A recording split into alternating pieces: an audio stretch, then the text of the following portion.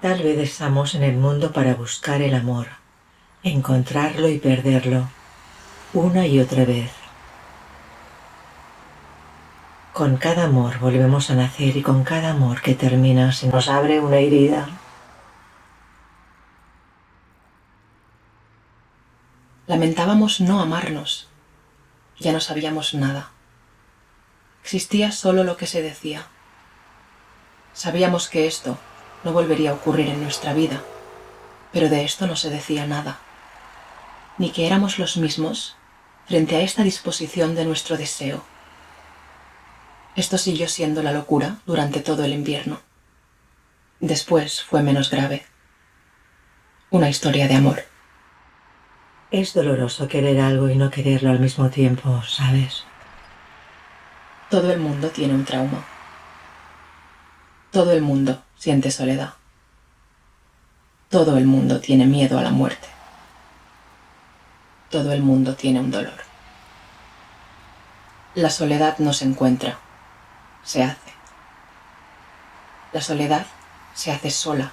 Yo la hice, porque decidí que era allí donde debía estar sola, donde estaría sola para escribir. Por lo que tiene de fuego, suele apagarse el amor. El más terrible de todos los sentimientos es el sentimiento de tener la esperanza muerta.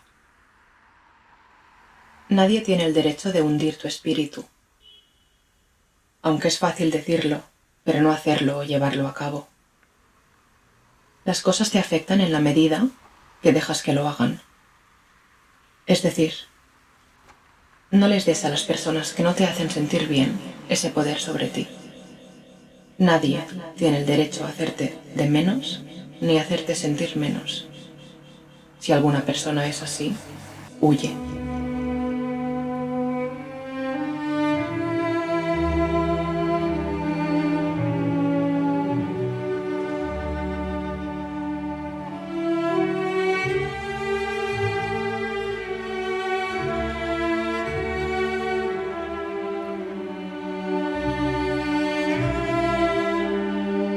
Ama como puedas, ama a quien puedas, ama todo lo que puedas.